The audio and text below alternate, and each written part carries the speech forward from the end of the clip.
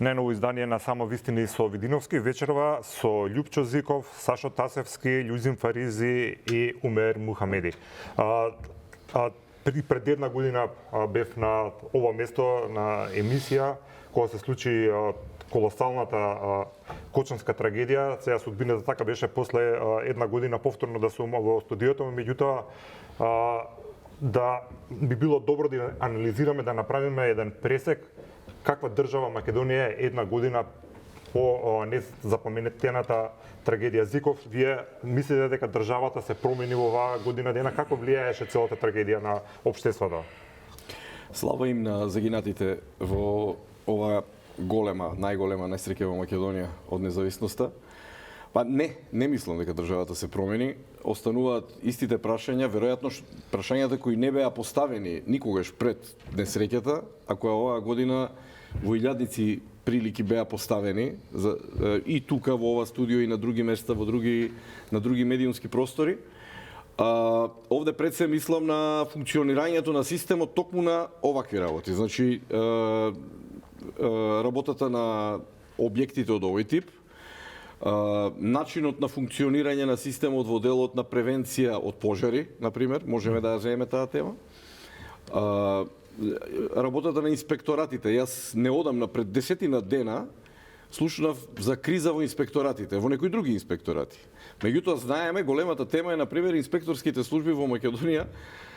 Сите ќе ви кажат дека нема инспекторска служба која е пополнета со доволен број луѓе. И кога нешто ќе се случи, дали било тоа ваква трагедија, катастрофа, или овие пожари летно време што ги имаме во Македонија, а тоа е последица на можеби нефункционирањето на шумската инспекторска служба, полиција и како веќе да го наречеме. Например, други санитарни инспекции, пазарни инспекции. Изгледа во оваа држава функционира добро управата за јавни приходи како инспекции, заради тоа што гледаме дека тука сме ревностни, тука се собираат даноците и така треба да биде, и тоа е добро.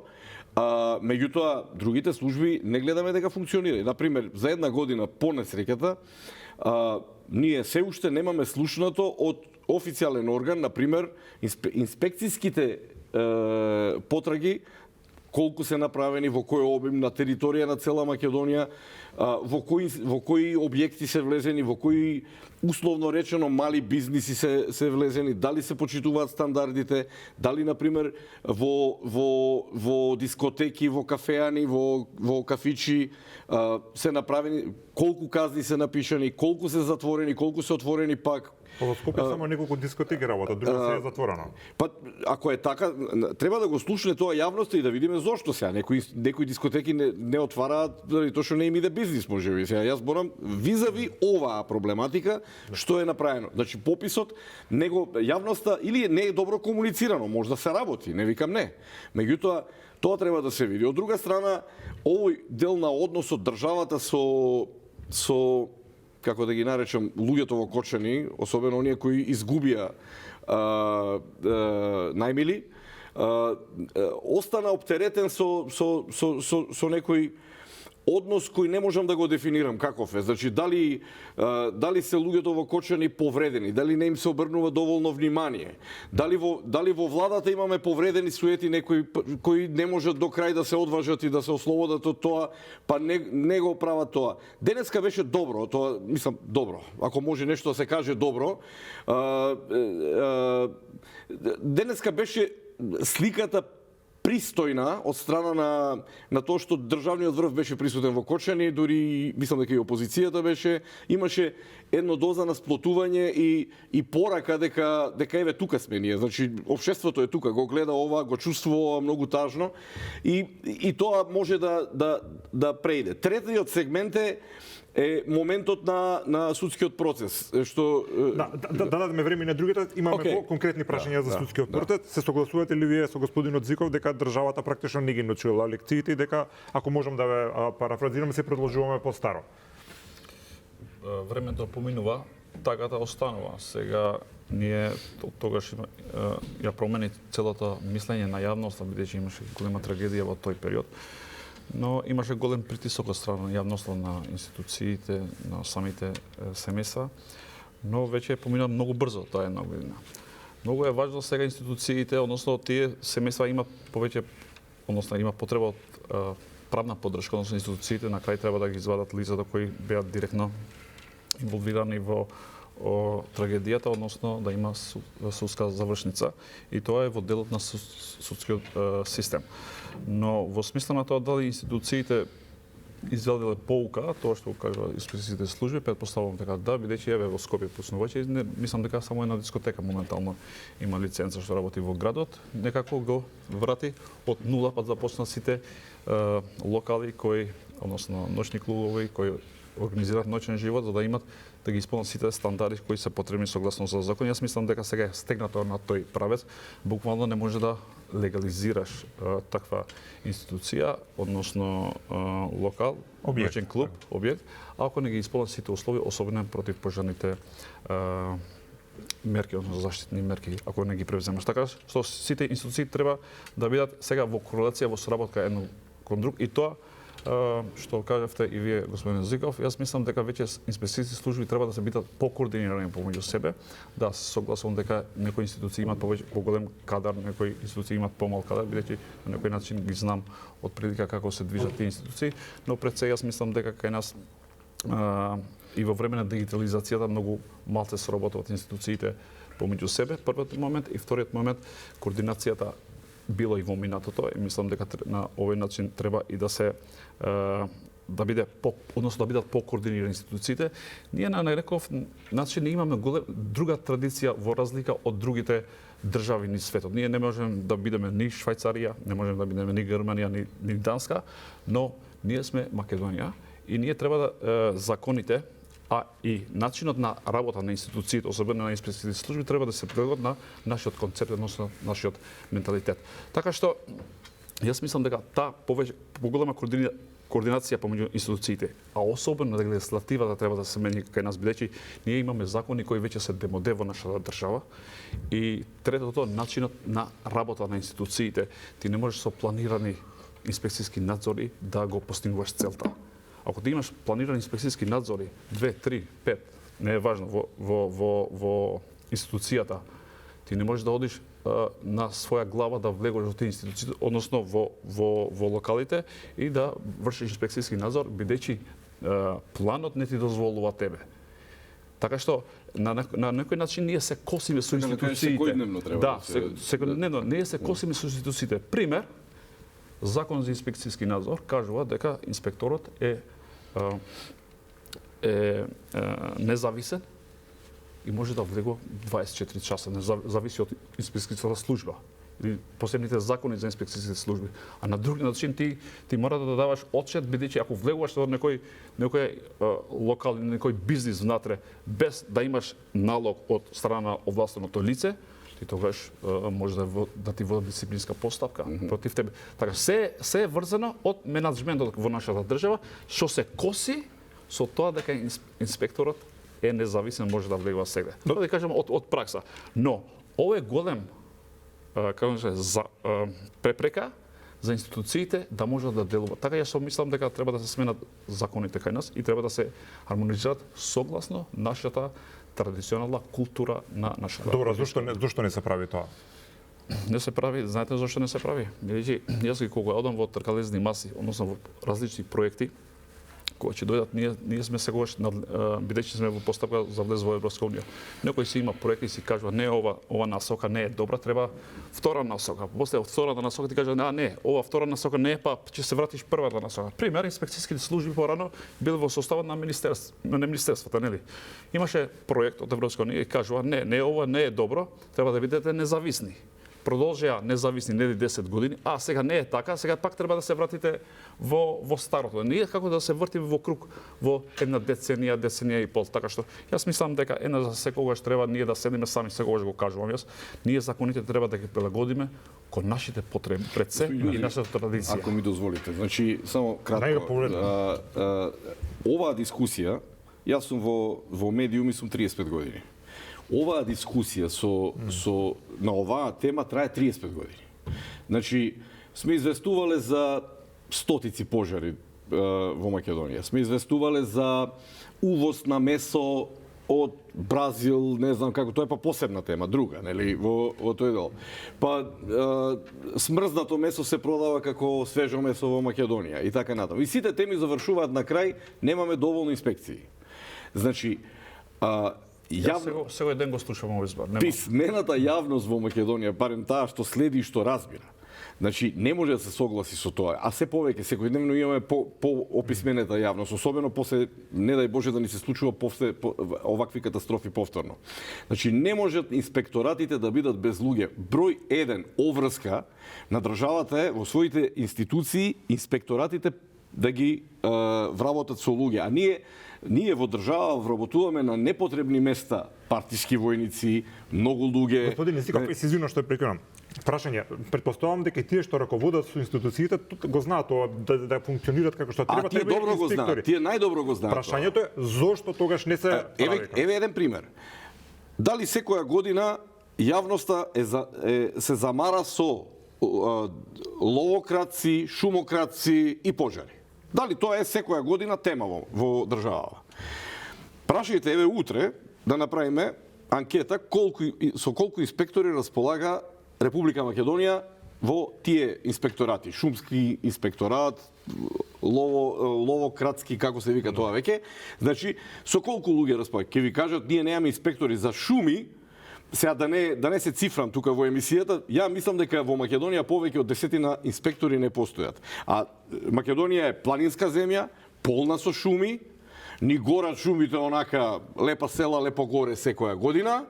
Значи, него и пожарите не се превенираат на тој начин, бидејќи вие кога немате увид на таа работа. Зошто?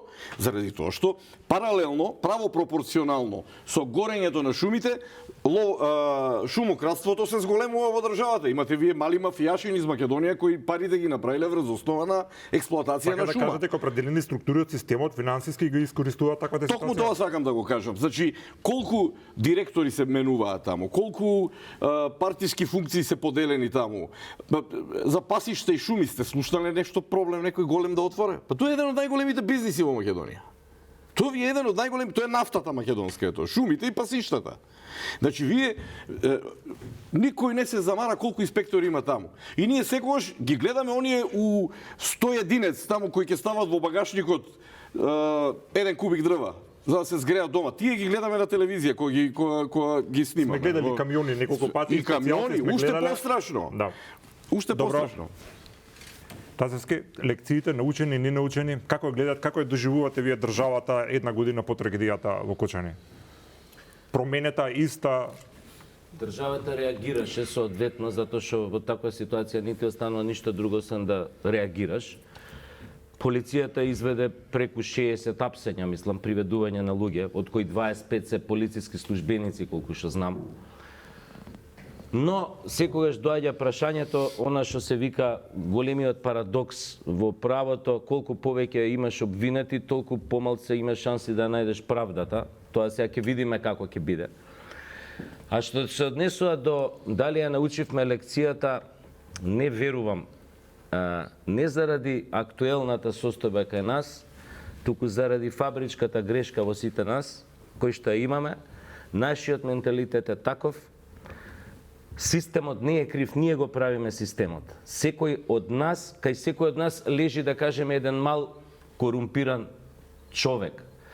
Работата е, што викаат американци на нивната прагма, не е важно, не се битни, вика, секој има своја цена. Ако некој не можеш да го добиеш за малце пари, ќе го добиеш за многу пари. Проблемот у Македонија е Кочани се откри благодарение што системот преку таа трагедија сам себе се самоуби символички за да доживее нова катарза, за пак да воскресне. Не знам малце филозофски се звучам. Сакам да кажам дека ние немаме представа во други градови во Македонија, мали места, поголеми места, какви шерифи има од истиот тип, кои што се со едната нога во подземјето, со другата нога шуруваат со инспекторите, инспекциите и така натаму, знаеме која е врзивната точка и знаеме дека се тие мали богови во такви места. Има многу такви места во Македонија, населби, помали општини, поголеми општини. Така што има во Македонија многу, веројатно Зиков што рече тоа, уште многу други места што треба да се стави акцент на нив, колку се тие безбедни, колку се осигурани против пожар, колку вака, колку онака. Втора работа. Тешко е учиме лекцијата затоа што ние некако имаме, и ова е такво време, ние живееме на дајџест верзии на приказни, дајџест ова, дајџест она, користиме TikTok, сакаме брзи информации, не икеме ништо, она длабинско да осознаеме да. Ние сме една, како да ви кажам, цивилизација на потек. Србине што викаат на мах. Ние во моментот сакаме да ги добиеме стварите. Ние живееме брзо. И ние немаме време за длабинско да ги промислуваме работите. Затоа сакам да кажам, ние слабо се сеќаваме. Ова е прва година од трагедијата. До сега, ја мислам дека самата држава треба и мора, ако тоа не е направено, самата да направи све тие жртви никогаш да не се забораат со име и со презиме. А не се само тие жртвите. Оние, ако разговарате со било кој психолог што работи со оние кои што ја преживеа трагедијата, ќе ви каже дека за нив пеколот е уште поголем. Имате вие ситуации кај што сами жртвите кажуваат како е, зошто ја не отидов. Сакам да ви кажам, толку се тоа тешки посттравматски стресови и трауми. Сакам да кажам, мора да направиме се како држава, државата да направи се. Тој град, затоа што е страшно осакатен. Страшно осакатен. Да направи се тој град у наредните 3-4 декади, како да ви кажам, постарите ја знаат, да го направи градчето Пејтон.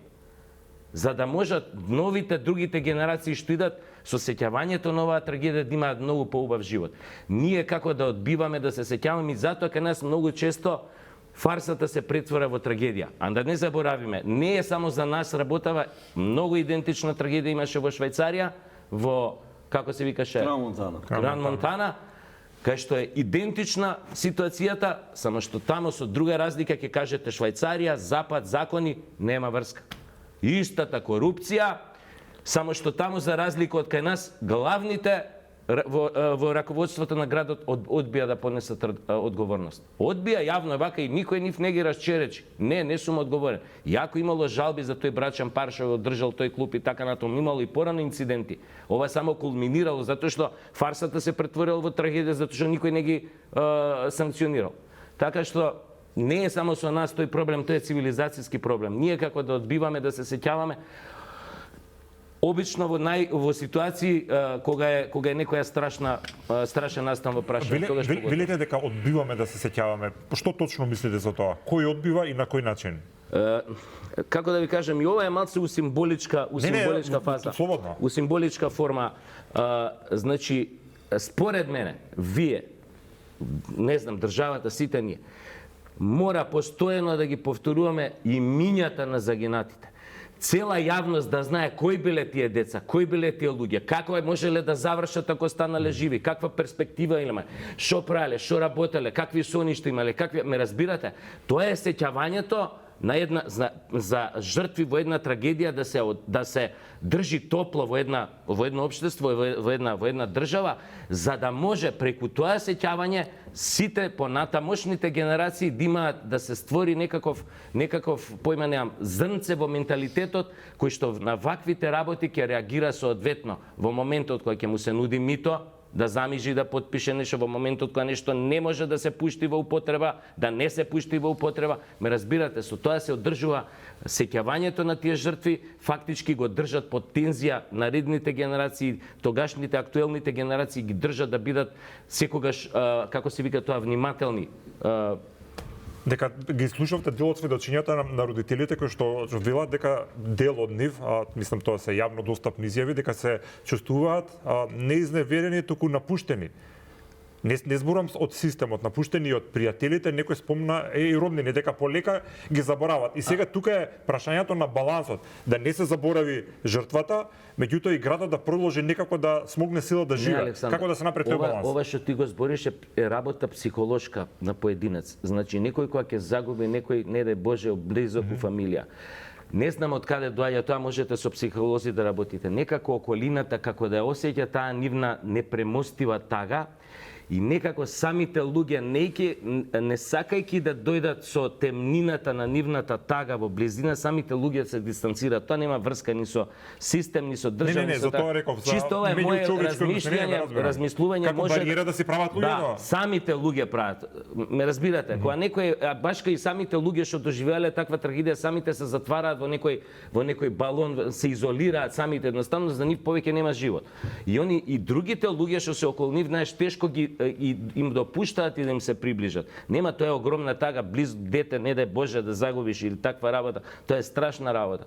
А ова другово што ви кажувам јас, сметам дека државата многу похрабро, поагилно треба да излезе, ви кажувам како. Кочани треба да стане символ на една современа македонска трагедија и благодарение на тоа да се направи се, тој град у наредните 3-4 декади може би да појме, сега импровизирам, да биде, како да ви кажам, најразвиен во Македонија, зошто да не? Да се таа рана да се излиже. Колку што може државата тука да помогне. Не родителите да одат да молат, да трчат, не, самата држава своеволно. Правиме сеќавање. Имате вие на големи трагедии, знаете какви до ден сеќавања, документарци се прават. Кај беше овој авионската несреќа со авионов што го струсија у Шкотска, како се викаше тој градот, пред 88 година. Значи до денеска се снимаат документарци, тамо се имаат како се има мемориални центри, ова се настани. Јасно да разберам, меѓутоа има нешто сепак што можеме ние како граѓани и определени општествено одговорни компании да го направат, меѓутоа за тоа на крајот на емисијата, умер вие сте правник, ќе ви искористам во тоа што ви е специјално. Малце има една ситуација која што е чудна.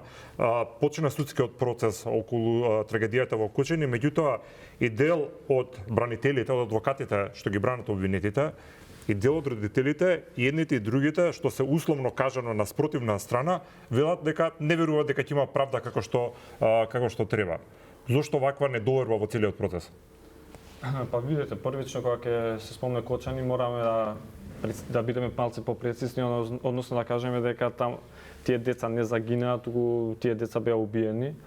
Беа убиени од нефункционалниот систем, во кој сме соучесници сите ние.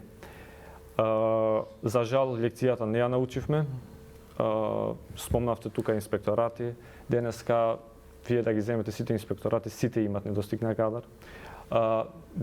Беше создадена слика дека такви трагедии може да се случат само во дискотеки, па беа затворени само дискотеките.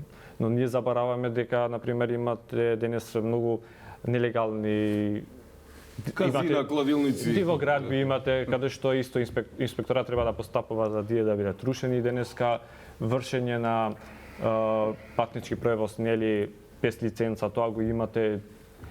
Имавме иста слична трагедија без Атранс. Сега кога збориме тука за споредбата со Швајцарија која ја правиме, апсолутно сметам дека е несоодветна, бидејќи ќе беше соодветна ако во Швајцарија исто така беше ова, не знам, 6-та, 7-та или 8-та трагедија. Ние мора да бидеме мора да признаеме дека кај нас на Кочани претходеа и други трагедии, модуларна болница, Беса Транс, Дурмотурс, онкологија исто така, и тука сфативме дека ние освен во болници, освен при патување, ние не сме безбедни буквално нигде во државата. Една од клучните барања која што беше и од протестите изнесена и од самите родители поддржана беше воведувањето на инспекторат, односно секој од нас да биде запознаен со условите кои ги има еден угостителски објект. Тоа не беше воведено. Така да сметам дека сака да кажам дека не си ги научивме лекциите што требаше да ги научиме. Не ги научивме лекциите за жал и нема да ги научиме, бидејќи да, можеби ние не сме швајцарци, затоа не можеме да бидеме Швајцарија и Данска. Инаку да бевме малце таков менталитет да имавме, ние сега зошто да не можеме да бидеме? Мислам, можеме да бидеме секако, ако не Швајцарија или Данска можеме. Добро, не мора да имаме швајцарски менталитет, има и други јужноевропски народи со сличен менталитет каде што системот функционира. Да бидеме првичната слика која гледате, објектот ако го гледате, мислам таму секој од таму поминал на таа улица, видел дека таму нешто не е во ред, не може тој објект да биде дискотека. Исто така сега овој обвинителот кој што морализира во случајот, Он заборавя дека он е директно виновен, он првично треба да одговара затоа што обвинителот нели треба да отрие сторители на кривични дела. Се да полицијата, но полицијата исто така работи по наредби на Сашо, имаш нешто да реплицирате бидејќи беше спомната вашата теза? Немам ништо, него само да сакам да кажам, корупцијата е секаде иста. Во секоја држава, во секој човек нема разлика тука. Кој некој корумпиран, дали тука, дали во Швајцарија, дали во Брисел, тој е корумпиран. Не, меѓутоа господине Тумер вели дека кај нас има еден како се вика серија на вакви трагедии, а кај Швајцарија ова една сега го гледат како изолиран случај, ние го гледаме како низа. Не, видете, сегде има. Сега може Швајцарија има една, имало порано друга, имало од друг тип трагедии. Не, ваков имало друг тип, со секти, со оние самоубиства на секти, да не зборам сега примери. Ама имало на други места, имало Шведска вакви трагедии, 2-3 имало, у изминати декади, поимана. Така да немам што да Добро, благодарам Козбу. Повели ако имаш нешто да се докаже. Не, пошто ме праша и за судскиот процес. Да. Една минута за тоа. Па видите, целата фама беше направена тој истиот ден дека еве државата постапува, беа приведени лица кои што врска немат никаква причинско последична врска помеѓу нив и во конкретниот случај. Сега скоро сите од нив веќе се бранат од слобода. Мислам кога веќе некој се брани на слобода, мислам јасно е дека и казната ќе биде или ослободителна или не знам некоја минимална. Така предвидувате? Апсолутно. Мислам без разлика што има многу, спомнах Саше Преска, кога има многу обвинети, многу помалку се можностите да има правда. Добро. Правдата, многу луѓе, па и дел од политичарите очекуваат да ја донесе и предлогот што најверојатно ќе биде избран за нов јавен обвинител, Ненад Савески, од среда мислам дека е седницата. Изненадувачки практично немаше негативни коментари за него. Дали ви имате такви очекувања дека нешто ќе се промени со неговото назначување? Па јас во таа сфера и воопшто во повеќе сфери во Македонија ја подолго време немам никои очекувања. Значи, како што и колегата рече, за очекување не знам дали нешто ќе се случи. Јас господин Саевски не го познавам.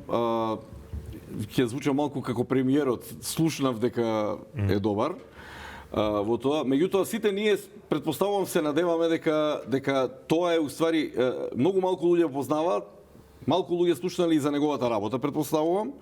Во обвинителските кругови се зборува и во судските се зборува дека е тоа човек со интегритет, дека има големи знаења и капацитет, така да тоа му е голема шанса. Значи во тоа ако тој реши сам против себе да ја прокоска шансата и со тоа да остане забележан како повеќето јавни обвинители на Македонија во историјата, скоро речиси во независна Македонија, сите завршија со еден негативен белек на крај кога си заминуваа, нели? Со големи критики, еве шанса да се издигне над тоа и да реши не само овој случај.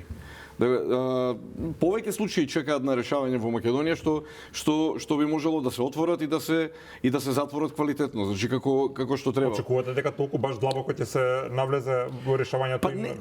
Реков, не очекувам толку, иако сакам да прашам што е тоа што треба да се случи за да кажете има надежда дека ќе мрдне тука работава. Знаете што, битно е потез да се направи. Значи многу пати зборуваме во судството што е потребно. Значи една реформа во судството, вие можете да ги донесете најубавите закони, не само во судството. И зборевме преди за инспекторатите.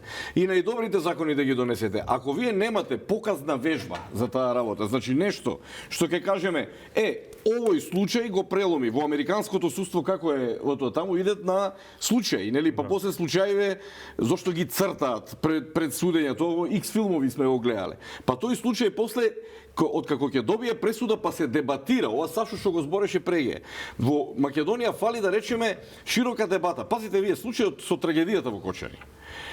Година дена се сведува на војна помеѓу ВМРО и СДСМ. Нека не ми замерат албанските партии некако стојат како пола чекор назад, за оваа работа, а ВМРО и СДСМ очи се извадаа. Значи, што сакам да речам? Политички дојде партиски да се препукуваат кој бил крив. И сега се случило време на ВМРО, можело да се случи време на СДСМ, како што се случи време. Се случило во време на СДСМ, тето во болницата. Значи, не е тоа поентата. Поентата е дали ние, не само политичарите. Политичарите овде треба да бидат по три. Судовите дали напред ќе го видат тоа што треба да го видат, тоест обвинителството прво треба да го види тоа што треба да го види и потоа дебатата што треба да се развие. А дебатата е, овде политичарите водат дебата, она што не го видов оваа година, или еве, нека ме демантираат, граѓанските организации ги нема со дебати, значи ние треба да бидеме преплавени од дебати, 63 мртви има. Не може да постојат граѓански организации за да взимаат грантови и да прават некои, како да ви кажам, лефтерни теми у општеството таму, сега да не, ниедна тема не е за потиснување, меѓутоа има нешто што се вика важни теми за таа работа. Значи, потоа, каде е уметниците, општеството кај се, глумците кај се пеачите, кај се композиторите. Значи, треба една афирмација, што рече Сашо, на овој момент да дојде до афирмација да се освестиме по разни основи. Знаете, во Америка, ќе го земеме примерот, се спомна тука Америка. Значи, во Америка ќе се случи трагедија, не дека не се случува таму секој втор месец имате по 10 мртви у школа. Значи, тоа, меѓутоа се отвара прво голема држава, има се и се што, меѓутоа се отвараат и дебати. Колку пати сме гледали по телевизиите дебати и тоа трае, тоа со месеци трае, тие дебати, за да се извлече некаков нов менталитет од таа работа. Значи, во тоа. Ја не знам дека ние работиме на тоа. Не гледам дека... Господин Мизиров, еве во студио милион пати сме разговарале на темите, меѓутоа сите кажуваме што треба да се случи, дека треба нешто да се направи, меѓутоа реалноста е дека многу бавно се менуваат работите. И луѓето се фрустрират и нормално. Кога ти ме праша сега за обвинителството, дали од обвинителот го чекам тоа. Еве шанса да се направи нешто. Ја не знам дали предметот треба да се одвои во 2, во 3, како што денеска мислам дека го слушав Шилегов на таа тема на некоја од телевизиите. Работата е, тоа не знам, не сум правник, немам такво искуство, меѓутоа не може и сите на куп да ги ставите сега. И тие што реално таму има, според моје мислење, таму има некои луѓе што стварно не треба да одговараат. Меѓутоа има луѓе што дебело треба да одговараат. Тие се представници на системот, требало да реагираат, работили системот. Знаете, во една институција, дали е јавна компанија, јавно предпријатие, дали е министерство, дали е установа, се одговара за правење, Лјузин добро знае, ама се одговара и за неправење се одговара. За непостапување. И за непостапување се одговара. Си имал ингеренции да постапиш, а не си постапил. И сега истрагата води кон тоа зошто не си постапил.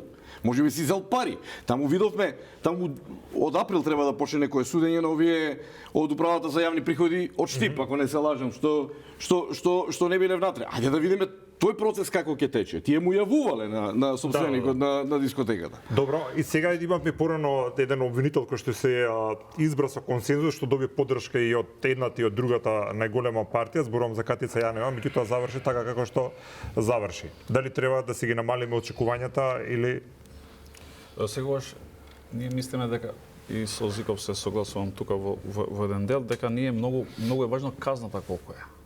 Бидејќи санкцијата е тоа што го чува законот да се применува. Катица Јанева, да, во тој период знаеше што требаше да правиме, да ја ставиме специјално јавно обвинителство, Катица Јанева, и во самиот закон, во кривичниот закон, да поставиме одредба каде, ако се злоупотреба службената положба, како Катица Јанева специјален јавен обвинител, доживотно затвор. Па ќе видиме ние после, или нека го сменат законот за кривична поставка. Не, 353. Или законот комплетно и да ги стават дека злоупотреба на службена положба од страна на судиите е доживотен затвор. Бидејќи на него ти му доверуваш Така е. Тој е судбини. судбината. Извини се. И ќе видиме дали некој ќе се обидува да го злоупотребува тоа.